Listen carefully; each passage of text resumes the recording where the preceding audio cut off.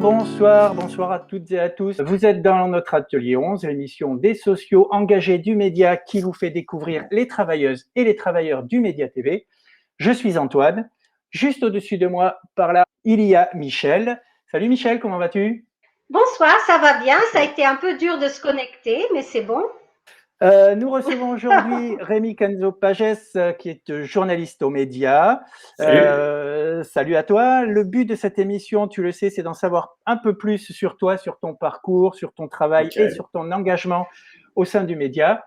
Pour faire rapidement un petit CV, j'ai remarqué un truc quand même, c'est que toi aussi, comme nos invités de la semaine dernière, Théo et Philippot, tu as usé un petit peu tes jeans sur les bancs de Sciences Po. Ouais, j'ai fait des études de sciences politiques à Lyon, mais comme quasiment toute l'équipe ici. Ça, c'est une question intéressante parce que j'allais dire, est-ce qu'aujourd'hui, pour être un bon journaliste, il faut obligatoirement faire le cursus journalisme de Sciences Po? Non, non, il y a beaucoup de très bons journalistes qui n'ont pas fait ni Sciences Po ni d'école de journalisme, mais c'est vrai que dans la plupart des rédactions aujourd'hui, quand on regarde, la plupart viennent d'une école de journalisme reconnue, il y en a 14, et avant ça, on fait des études de sciences politiques. Il y a une raison assez simple à ça, c'est qu'aussi les études de sciences politiques préparent beaucoup quand même au concours d'école de journalisme. C'est des concours qui se ressemblent. Ensuite, les troncs communs, il y a quand même beaucoup de choses qu'on retrouve ensuite dans les épreuves d'école de journalisme, etc. Donc, il y a beaucoup de personnes qui viennent d'études de sciences politiques, d'IEP ou de non-IEP, mais voilà, c'est quelque chose de très courant. Alors, par contre, le problème, c'est que finalement, on retrouve aussi un moule qui est commun un petit peu partout, parce qu'on se retrouve avec des clones, en fait, finalement, des gens qui ont tous la même formation, qui se ressemblent un petit peu tous. Et ça, c'est un peu comme chez Bourdieu, la reproduction sociale, parce que dans les écoles de journalisme et dans les études de sciences politiques, bah, socialement, c'est assez homogène. Mais oui, du coup, on retrouve aussi ce problème dans les rédactions, parce que finalement, les gens se ressemblent, ont un peu tous la même formation, et viennent aussi des mêmes milieux sociaux. C'est un petit peu aussi ce que le média pourrait reprocher à la société bourgeoise, entre guillemets, qui dirige le pays, hein. C'est d'avoir des espèces de clones qui sortent tous des mêmes cursus, de l'ENA notamment, dont à part le nom, a priori, il n'y a pas grand-chose qui devrait changer prochainement. Et du coup, c'est très difficile de s'extraire de ces cursus de formatage, en fait. En fait, c'est très difficile de trouver du travail dans le journalisme sans être passé par ces écoles de journalisme. L'une des premières choses qui font de nous un journaliste, finalement, c'est le réseau. C'est les rencontres qu'on a faites durant nos études. Et ce réseau qui nous permet de nous insérer dans la profession. Et en fait, sans être passé par une école de journalisme, en fait, ce réseau est très difficile à se faire. Et en fait, ce qu'on se rend compte aujourd'hui, c'est que finalement, bah, c'est ça aussi qui crée l'homogénéité de la profession, etc. C'est ce réseau, c'est cet entre-soi, c'est cette homogamie aussi, voilà, tout ça.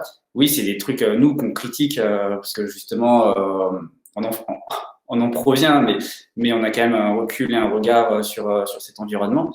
Mais de fait, voilà, on va pas se mentir, le journalisme aujourd'hui en France, c'est des personnes qui se ressemblent, c'est des personnes qui viennent toutes des mêmes écoles, c'est des personnes qui, avant d'avoir fait une école de journalisme, ont fait les mêmes écoles ou les mêmes formations que les personnalités politiques, etc. derrière, que pour certains vont interviewer, tout ça, parce que finalement, c'est ça, enfin, on parle des écoles de journalisme, on parle de sciences politiques juste avant, c'est des gens finalement qu'on commençait les premières années de la formation initiale ensemble, et c'est l'école de la bourgeoisie. Et on va pas se mentir, les journalistes en France viennent de Sérail. Juste une chose, nous aux médias, bon bah, la plupart d'entre nous avons travaillé en fait avant le média dans la profession, et ce qui explique aussi qu'on en vient en fait aussi de ce milieu-là, même si aujourd'hui on a un regard, on est critique par rapport à ça. Si on a un peu tous les mêmes formations, c'est aussi parce qu'il est très difficile de trouver des journalistes qui ont de l'expérience, qui ne provient pas de ces milieux-là, de ces formations-là, etc. Mais il y en a, hein, tu as Boif aux médias, par exemple, il n'en provient pas, il ne vient pas de ce sérail. Voilà, il y a Aline Magie, il n'a pas fait d'école de journalisme reconnue non plus. ensuite, c'est sa première rédaction, le média, mais voilà, c'est possible. On peut aussi décider de donner leur chance à des jeunes journalistes qui vont connaître leur première rédaction aux médias. C'est un choix qu'on peut faire aussi. C'est d'ailleurs un choix qu'on essaye de faire de plus en plus, puisque on a quand même une rédaction très jeune. Et le côté positif de la chose, c'est un peu dire qu'au moins, on connaît nos ennemis de l'intérieur. On peut le dire. Mais c'est très dur de rentrer dans le marché du travail, du journalisme, si on n'est pas, entre guillemets, coopté, en fait. D'accord, ok. Alors, tu as dit que tu avais déjà travaillé un petit peu avant. Alors justement, il y a parmi les expériences que tu as faites, il y en a deux, moi qui m'intéressent, ce sont les deux sociétés de prod en fait, qui sont ADL TV, je crois, un petit peu, et Première Ligne. Alors il y a quand même un grand écart entre ces deux sociétés de production. ADL TV, ça fait surtout du divertissement, et quand ça fait du documentaire, c'est plutôt du documentaire à sensation. On est un petit peu, on va dire, très sensationnaliste. Voilà, je crois que le mot est adapté. Alors que Première Ligne, on est plutôt dans l'enquête profonde, un petit peu plus sérieuse. Alors, ce sont des expériences qui sont très différentes. Je suppose que ça forme de faire un espèce de grand écart comme ça, aussi important en termes de contenu éditorial. Je ne vais pas vous mentir, hein. Première Ligne, j'ai voulu y aller.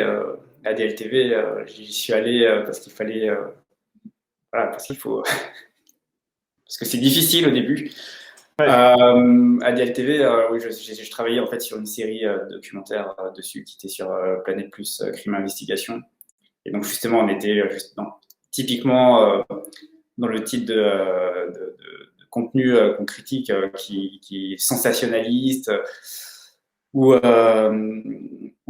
fait je travaillais sur les enquêteurs, les grands enquêteurs de la gendarmerie et de la police nationale, et bon, il n'y avait pas vraiment justement le recul, le regard critique n'était pas là, celui qu'on essaie de construire ici, il n'existait pas là-bas. En même temps, c'est pas un reproche, hein. Je suppose que c'est quand même très formateur parce que c'est une société qui a quand même beaucoup de moyens. Et donc, je suppose que quand on est jeune journaliste ou apprenti journaliste, ça permet quand même d'apprendre beaucoup de choses. Oui, bah c'est pour ça, c'est les raisons pour lesquelles j'y suis allé. Hein. Ouais. Michel, je crois que tu as des questions à poser à Rémi sur son parcours encore un petit peu avant ses expériences. Oui, voilà, c'est ça qui m'a intéressée un petit peu. Tu as fait une partie de tes études en fait à l'île de la Réunion et tu as travaillé à Télécréole. Alors Télécréole, il me semblait que c'était plus un truc de musique, non? C'est beaucoup de divertissement, c'est beaucoup de musique. Voilà, divertissement, voilà. Moi, je travaillais j'étais au JT. Il n'existe plus aujourd'hui, mais il y avait un journal télévisé tous les soirs à 19h. Ah oui, d'accord. Oui, et à l'époque où tu y étais, ça passait pas encore sur les chaînes françaises, genre TV5 ou je sais pas quoi. Hein, c'était Télécréole, c'était vraiment très local, non? Ouais, je savais même pas que ça passait aujourd'hui en métropole. Eh ben, je sais pas maintenant, mais je sais qu'à une époque, quand j'étais en Afrique et même dans le Pacifique, TV5 Monde passait des télés d'un petit peu toutes les régions. Et je me demandais s'il n'y avait pas eu quelquefois des télés locales de la Réunion, mais pas forcément. Moi, j'aimais bien Oui, bah c'était sûrement bien sympa. Mais je me demandais, est-ce que la gestion un petit peu désastreuse en fait de la France dans les départements d'outre-mer, la question de la pauvreté, la gestion environnementale justement, la gestion de l'eau, les problèmes de chômage, etc. Est-ce que ça a été un peu un déclencheur de ton engagement écologiste ou tu étais déjà branché avant d'aller à la Réunion? Est-ce que ça t'a ouvert un petit peu l'esprit de ce côté-là ou est-ce que tu as appris des choses en étant à la Réunion par rapport à ta vie en France? Concernant l'écologie, je sais pas. Peut-être oui, indirectement, mais en fait, indirectement dans le sens où ce que je pense avoir vécu à La Réunion, c'est compliqué parce que moi, à La Réunion, j'étais ce qu'on appelle un zorail. Un zorail, je ne sais pas si vous savez ce que c'est. Un zorail, c'est finalement la classe des petits colons, voilà, issus de métropole qui profitent quand même des subsides coloniales de la France à La Réunion. Donc, j'étais dans une situation privilégiée vis-à-vis par rapport à des créoles, quoi. Étant donné ma situation sociale, l'année où j'étais étudiant, bon, j'étais étudiant, c'était différent, mais l'année où j'étais salarié, je travaillais, c'est une année où, oui, de fait de ma position en tant que travailleur oreilles, j'étais dans une situation privilégiée de fait. Parce que la plupart des oreilles ne le voient pas, n'ont pas conscience. Hein. Quand on lui dit aujourd'hui à des oreilles, la plupart s'offusquent en disant que non, c'est pas vrai, etc. Mais c'est un fait. Aujourd'hui, on regarde la situation des créoles, des travailleurs créoles, elle n'est pas du tout la même, notamment salariale ou dans leur évolution dans l'entreprise, mais aussi en termes de recrutement, que celle des oreilles, qu'on a énormément de facilité, qui sont recrutées plus facilement, parce qu'il y a des a priori, parce qu'on estime qu'un oreille est forcément mieux formé, parce qu'il vient de métropole, parce qu'il a fait des études en métropole, etc. Et puis parce qu'il y a la prime coloniale, on gagne mieux.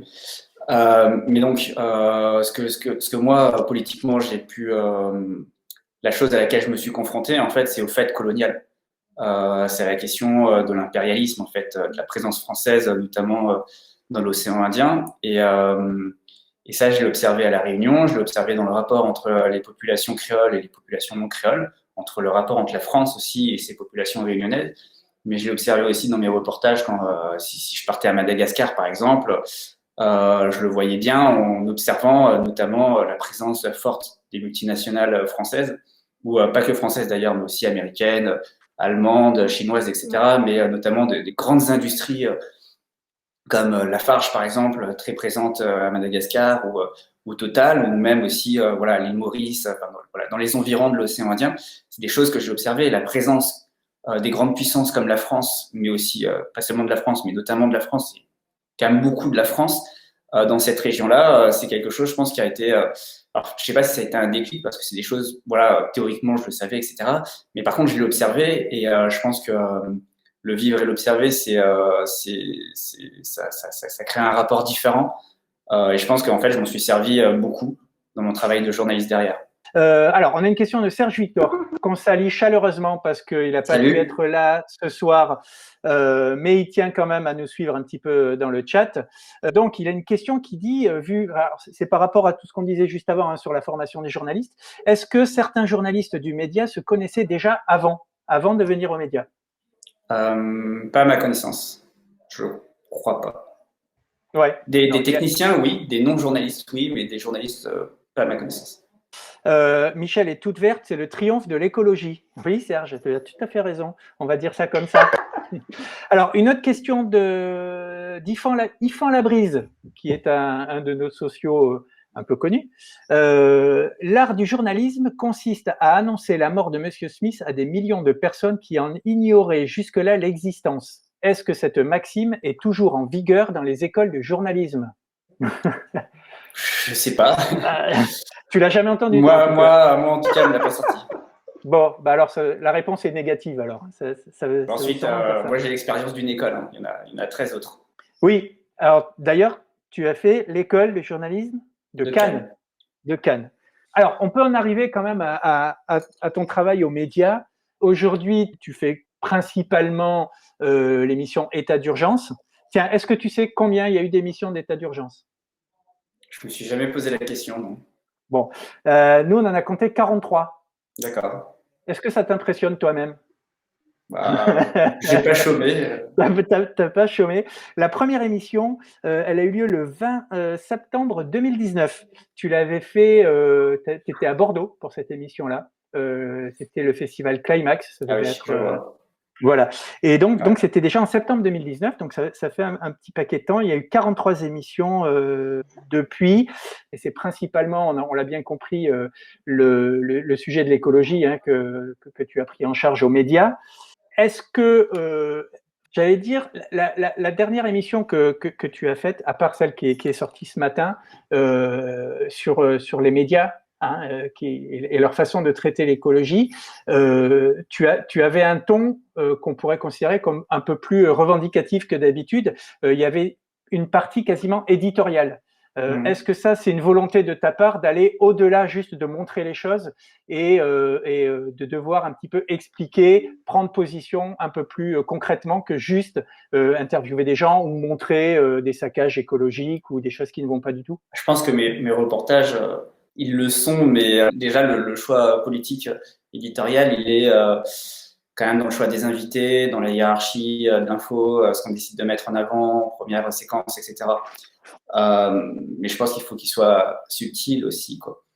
Ensuite, c'est vrai que, pour parler de la chronique là, que j'ai faite sur l'écologie et les médias, là, c'était un petit peu différent. Voilà, c'était aussi pour affirmer notre ligne éditoriale, replacer quand même quelques bases, quelques principes qui sont les nôtres, mais qui sont quand même sous-jacents sur l'ensemble de nos contenus. Enfin, voilà, c'est une colonne vertébrale qui est quand même présente, y compris dans des reportages qui sont peut-être moins grandiloquents, mais le fond, c'est quand même ça, je pense. Ensuite, oui, concernant cette chronique, en fait, c'est une discussion que j'ai eue avec les collègues.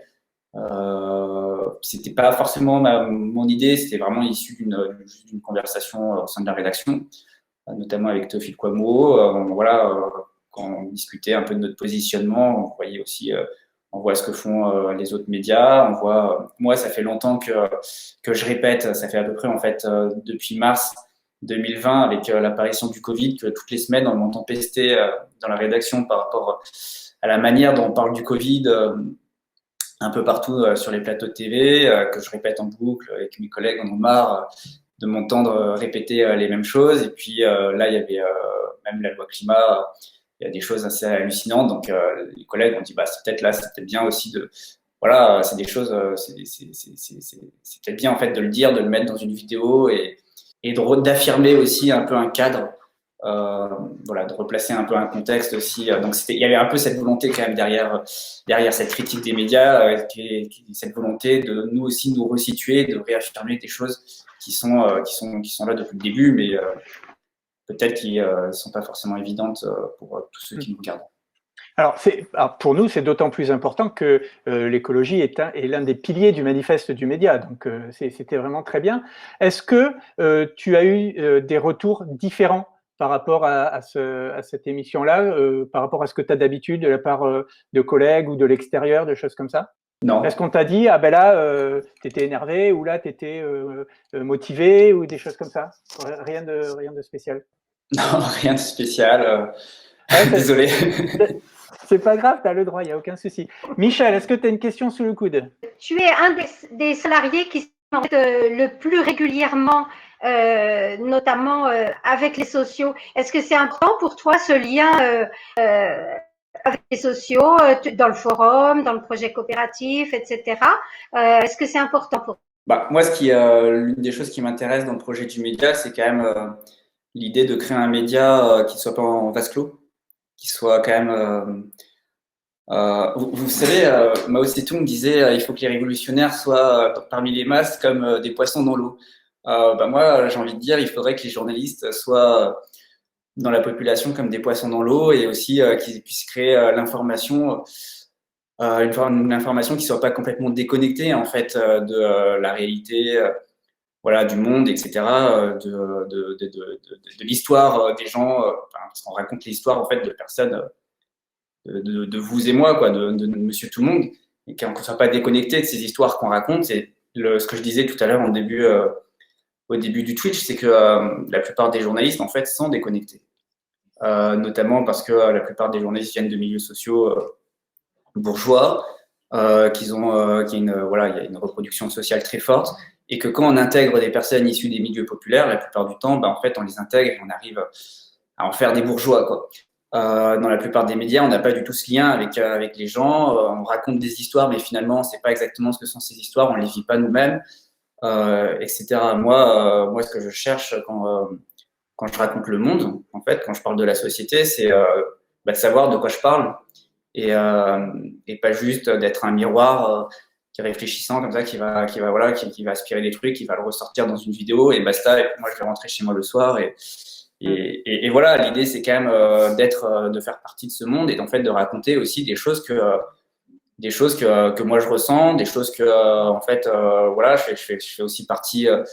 Je fais aussi partie de cette société, de ce mouvement social, et puis voilà, je fais partie d'un collectif. Et construire un média avec un collectif, y compris avec des gens qui ne sont pas les travailleurs, mais les gens qui nous regardent, les gens qui luttent, les gens qui justement vivent les histoires, ces histoires qu'on raconte, celles des personnes qui sont au front dans les combats, qui sont en première ligne face aux pollutions, face au réchauffement climatique, face à la destruction des écosystèmes, etc. En fait, c'est ça qui est important. Et ouais, c'est aussi ça que je recherche dans cette idée d'un média un peu communautaire. C'est justement ce lien, quoi, ce truc. Alors, c'est difficile, c'est-à-dire que ce que je dis, ça ne veut pas forcément dire qu'on y arrive, mais peut-être que c'est un chemin qu'on est en train de prendre et qu'en fait, en tout cas, on essaye d'atteindre cet objectif et de construire. J'espère qu'avec la SIG, ça va nous aider de construire un média qui soit vraiment qui ait cette ligne de masse, comme je disais tout à l'heure, qui a cette capacité à permettre aux journalistes aussi d'être comme des poissons dans l'eau quand ils sont dehors sur le terrain, quoi. Alors, pour rester dans cette question, mais en l'élargissant un petit peu, on a compilé un petit peu des questions qui nous sont arrivées avant l'émission. Dans l'écologie, comme dans plein de domaines aujourd'hui, il y a beaucoup de croyances qui sont parfois très profondes. Il y a en ce moment un débat sur le forum sur les influences de la Lune sur les végétaux, par exemple. Oui, avec les vignes. Voilà. Alors, la question qu'on a récupérée, c'est comment déceler ce qui est vrai de ce qui ne l'est pas? Est-ce que le média a un rôle à jouer là-dedans? Autrement dit, est-ce que la vision de la communauté scientifique a de l'importance dans tes émissions? Alors là, il y a deux questions en une. Il y en a une généralement et une sur ta position, toi, dans ce débat. Et puis, on a vu qu'avec la crise sanitaire, on a entendu beaucoup de choses et beaucoup de n'importe quoi. Il était très difficile de faire la part des choses. Alors, je veux faire que des amis. Moi, je pense que par rapport à cette question, oui, en fait, c'est notre rôle. C'est le rôle des journalistes d'apporter l'information. L'information, en fait, c'est pas plusieurs vérités qui se confrontent. Voilà, il y a l'information, ça se base sur des faits scientifiques, sur des phénomènes qu'on observe mais qu'on vérifie, etc. Je pense qu'on l'a fait. Hein. Je pense que, par exemple, Julien Brigaut, quand il était aux médias, il avait fait une émission avec un journaliste qui avait mené une enquête sur la biodynamie et Pierre Rabhi. Typiquement, là, à ce moment-là, Julien Brigaut, il a fait le travail, il a fait ce qu'il avait à faire et il a ramené des faits, en fait, sur la table. Il a fait son travail de journaliste. Et je pense que oui, voilà, c'est notre rôle. C'est vrai que quand il y avait l'histoire avec les feux, là, les bougies par rapport aux échelles. Les feux de vigne. Les feux de ouais. vigne. Moi, je me suis posé la question. Voilà, bon, ensuite, le truc, c'est que j'étais sur je sais pas combien de choses. En même temps, j'ai pas forcément le temps de tout traiter. Qu'est-ce qui relève de la croyance, des habitudes des agriculteurs, du rituel, voilà, parce qu'on dit oui, voilà, c'est des pratiques ancestrales, etc., mais qui reposent pas forcément matériellement sur des choses vérifiées. Bon, voilà, je pense que ce serait intéressant d'en débattre et voilà, de ramener un peu de science là-dedans. Donc oui, c'est le rôle des journalistes. La deuxième question, pour répondre à la deuxième question concernant l'écologie, en fait, l'écologie, c'est une science. Quand on parle d'écologie, on parle de science de l'écologie. L'écologie, c'est la science qui étudie justement les interactions au sein du vivant. C'est la science du vivant, c'est la science qui observe, qui analyse les phénomènes. C'est une science. Donc, quand je parle d'écologie, je parle de science, en fait. Et je me base sur des phénomènes qui sont scientifiques. Quand je parle de pollution, quand je parle d'écologie, de biodiversité, etc., on est vraiment dans la science de l'écologie. Quand je parle du climat, on est là aussi dans de la science. Le climat, la climatologie, etc., on est dans de la science. Quand je parle des pollutions industrielles, etc., je veux dire, il s'agit aussi d'observer, d'analyser les impacts sur notre environnement, sur les écosystèmes, sur voilà, donc des impacts aussi qui sont vérifiables scientifiquement, voilà, soit par la radioécologie, soit par la chimie, soit par différents moyens. Mais on est là dans de la science, quoi. C'est des choses. Il s'agit de vérifier l'impact d'un phénomène sur un environnement. On n'est pas sur des choses abstraites. Et justement, moi, je veux dire, c'est quelque chose que à chaque fois, j'essaye de ramener quand même ces sujets-là avec des regards scientifiques, avec des paroles justement d'experts qui quand même une expertise notamment scientifique, matérielle sur ces sujets-là. Juste une dernière chose, l'objet du journalisme, c'est quand même de donner une information, mais une information qui est vérifiée. Si on parle d'une expérience, on a pu vérifier qu'elle a été reproduite, on a pu vérifier un certain nombre de choses. Ça me fait penser à une autre maxime que j'avais entendue moi sur le journalisme. Le journalisme, ce n'est pas de donner 50% du temps de parole à ceux qui disent qu'il pleut et 50% du temps de parole à ceux qui disent qu'il fait beau, mais c'est d'ouvrir sa fenêtre et de décrire le temps qu'il fait. On a une question sur le thème de la souffrance animale. C'est Tom qui a posé ces questions. C'est le thème de la souffrance animale est bien représenté dans les émissions du média, dit-il. Est-ce que c'est un thème qui te tient particulièrement à cœur? Et une autre question qui fait le pendant de celle-ci, les actions de l'association L214 ont été extrêmement bénéfiques pour sensibiliser l'opinion publique sur la souffrance animale. Est-ce que tu envisages de les inviter dans une de tes émissions?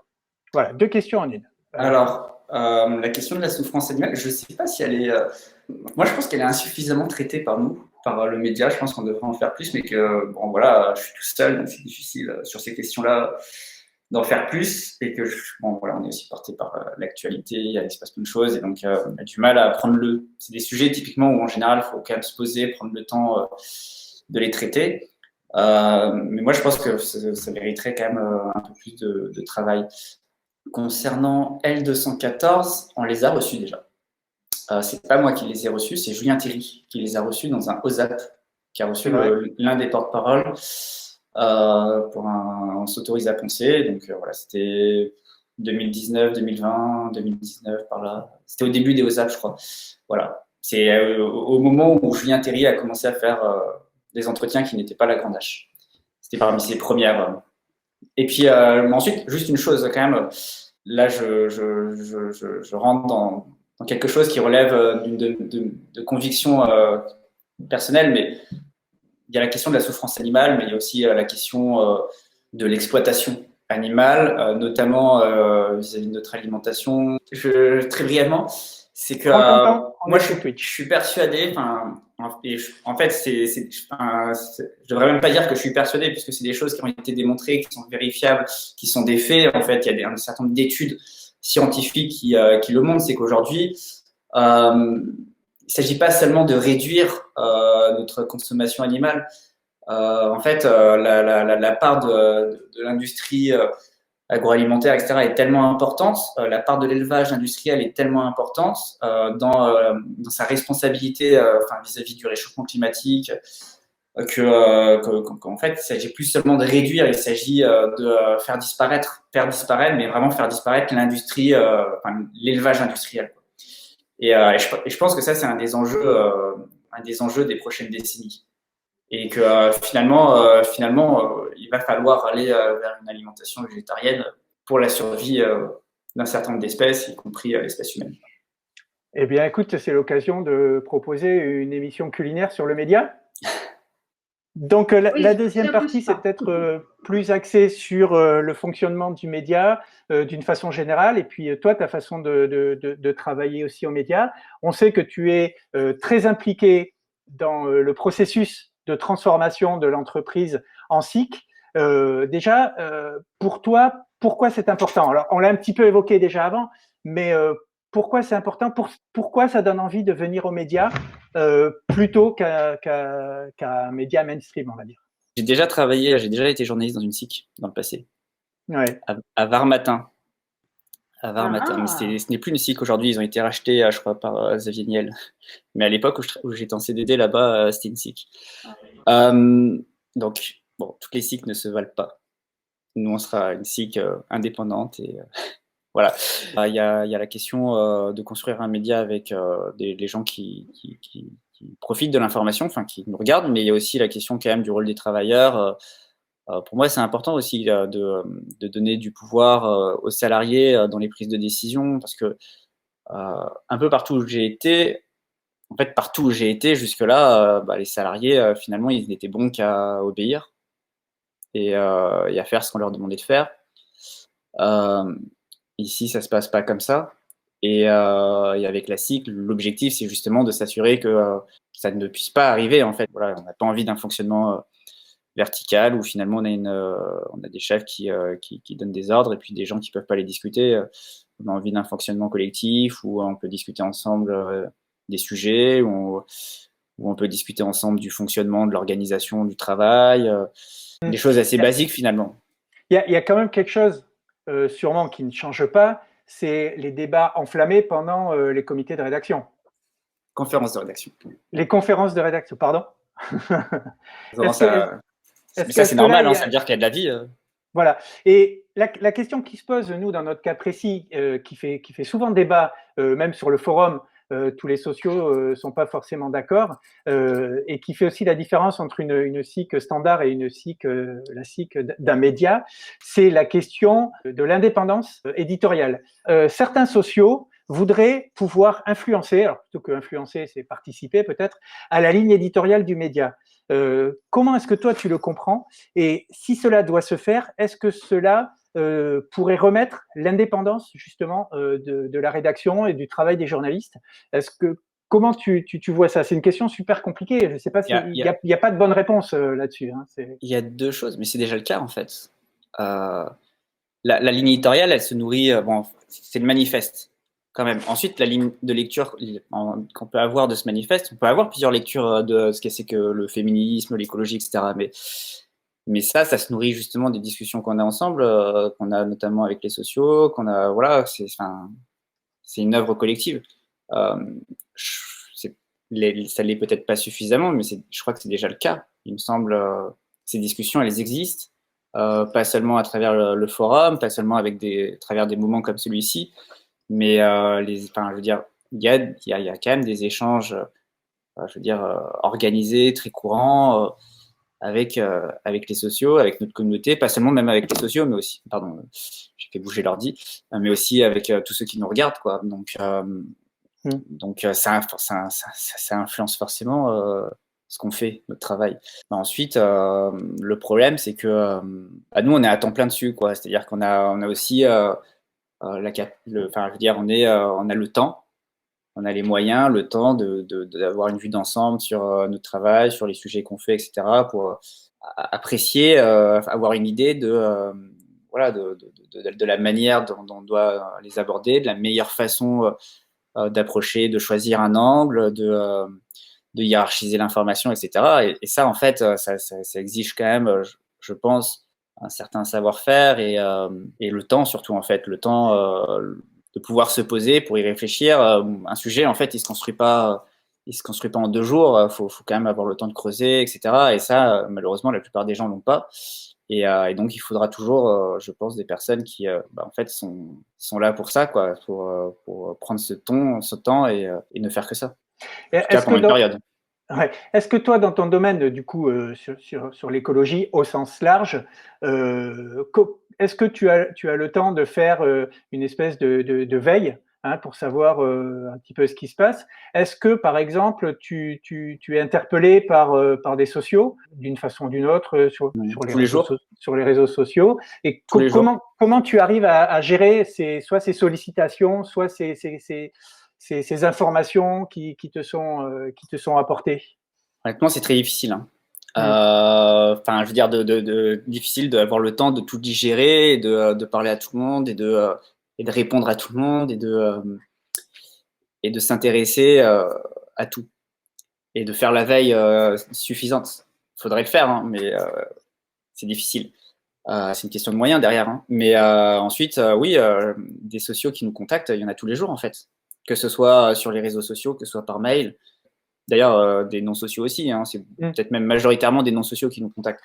Mais des personnes en tout cas qui nous interpellent en nous disant venez ici chez moi, il se passe ça, c'est super grave, etc. Tous les jours. Et en effet, on passe à côté d'énormément de sujets qui sont en effet très très importants. Mais voilà, c'est une question de moyens. Et parfois derrière, on est obligé de faire des choix. Et puis oui, il y a aussi des choses qu'on voit pas, des gens.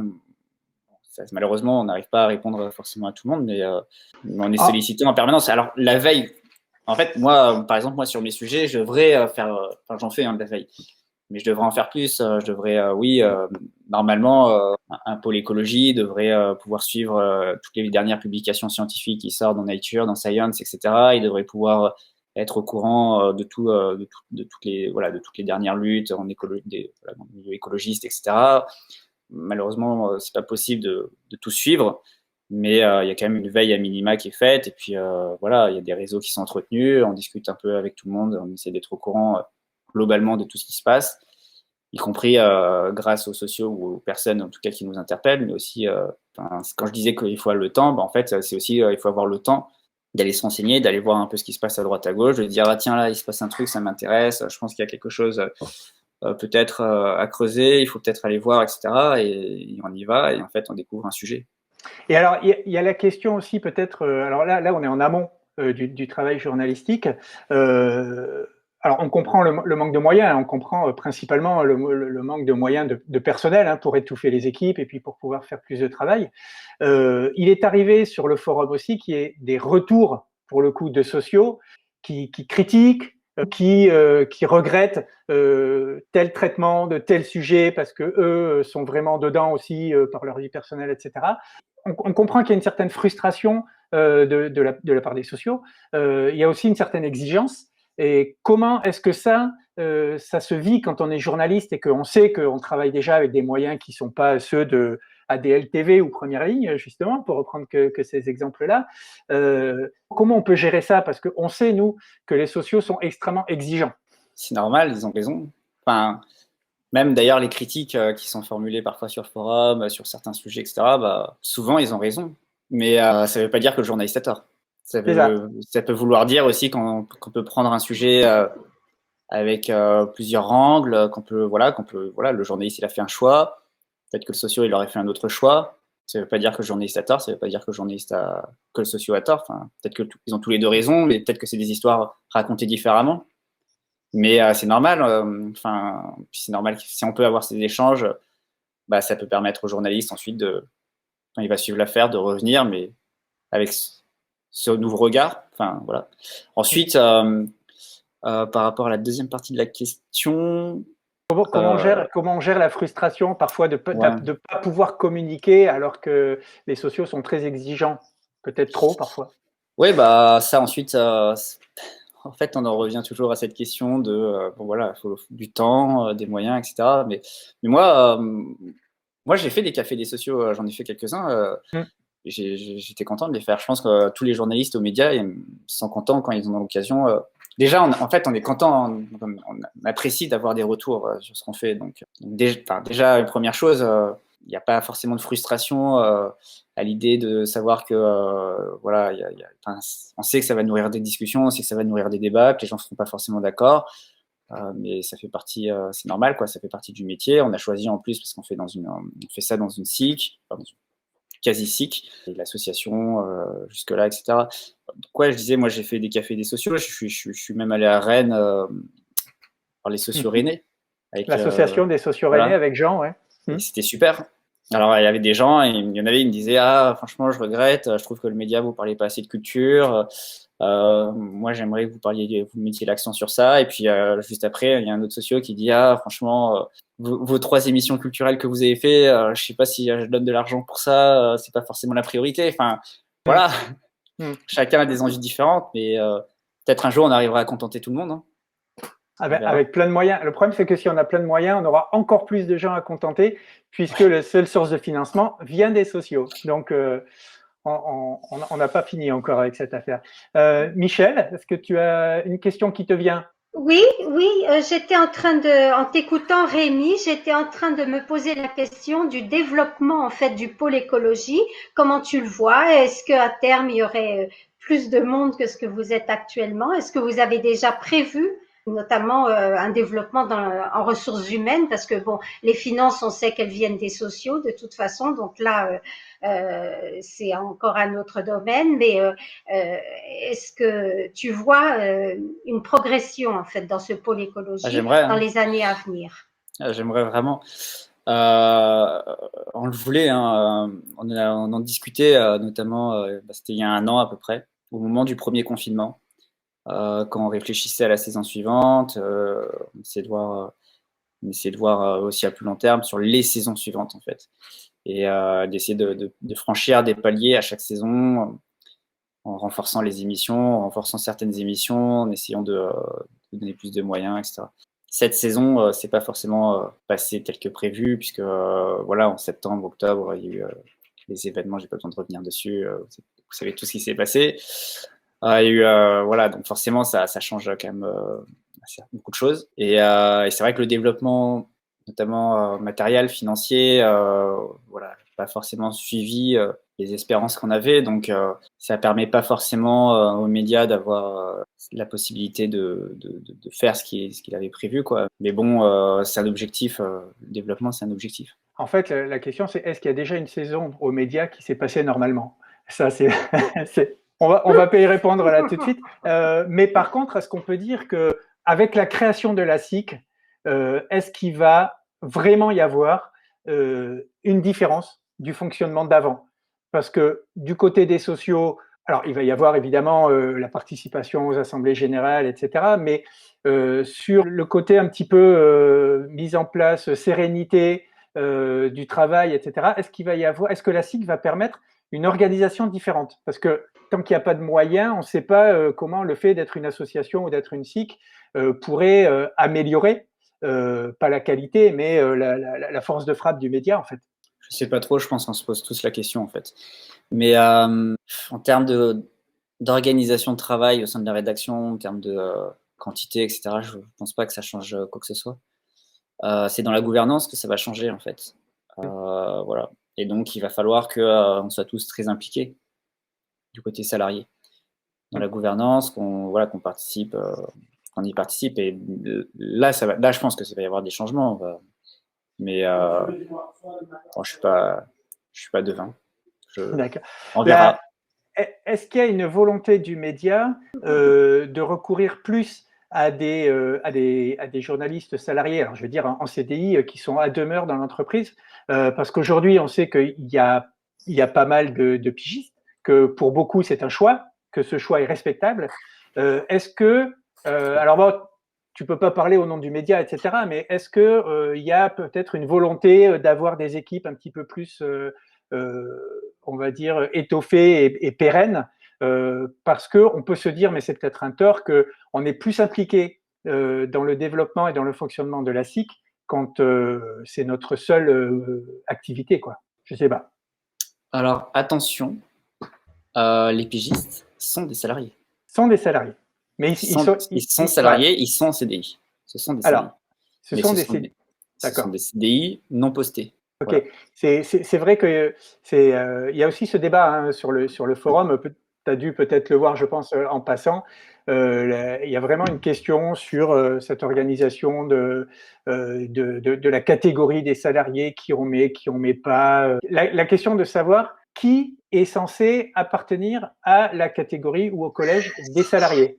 Non, il n'y a pas de discussion, il n'y a pas de débat, parce qu'en fait, c'est la loi. Là, c'est la loi qui parle. C'est-à-dire qu'un pigiste, c'est un salarié. Et en fait, il fait partie de l'entreprise, il fait partie des effectifs. Il est considéré comme, à partir du moment où il est régulier. Et en fait, la loi qui fixe le plafond minimum pour considérer le pigiste comme régulier, c'est-à-dire que c'est 4 piges dans les 12 derniers mois, dont 2 dans les 4 derniers mois.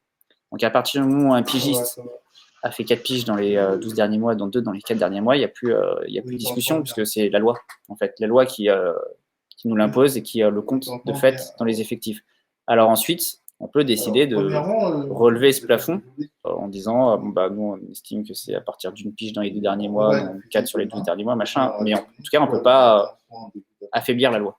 À part les moyens humains, il y a une question à la question. Quels sont les moyens, on va reprendre la question, quels sont les moyens qui te manquent pour réaliser certaines émissions que tu souhaiterais faire, même si on peut imaginer la réponse?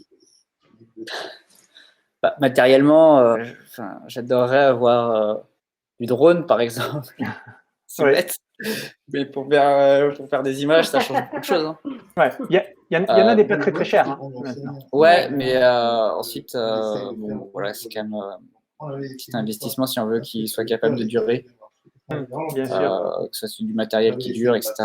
Et puis, il faut quand même que les cadreurs soient capables de piloter. Voilà. Ensuite, il y a, mais même, je veux dire, en fait, ça, c'est une question très vaste parce que la lumière, on manque de lumière aux médias. C'est vrai, hein, c'est un sujet récurrent depuis que j'y suis, c'est quasiment depuis le début. C'est est-ce qu'on n'achèterait pas de la lumière? Mais bon, on n'a pas les moyens.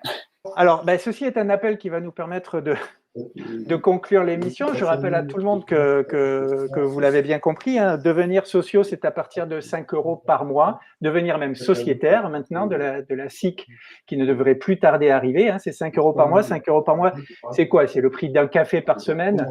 C'est surtout le prix de l'indépendance et de l'excellence journalistique, même sans beaucoup de lumière. Donc, écoute Rémi, je pense qu'il est temps de te remercier. Merci à vous d'avoir pris du temps. Je voudrais aussi, avant de nous quitter définitivement, remercier, ce que j'ai oublié de faire la semaine dernière, remercier Cory. Cory qui travaille aux médias et qui fait l'interface entre les sociaux et l'équipe. Voilà, c'est un principe, il faut toujours remercier Cory parce que sans lui, ça serait beaucoup plus compliqué. Voilà, je vous rappelle aussi que vous pouvez suivre le média sur les réseaux sociaux et vous pouvez aussi suivre les sociaux engagés sur les réseaux sociaux. Michel, merci, c'était une première pour toi, j'espère que ça va, même si la technique n'a pas suivi malheureusement. On donne rendez-vous à tout le monde très très bientôt pour une nouvelle émission d'Atelier 11, pour le zapping, pour les petits visuels rigolos qu'on vous concocte sur les réseaux sociaux. Merci à tous et à très bientôt. J'adore le zapping. Merci. Salut à tous, au revoir. Je suis fan.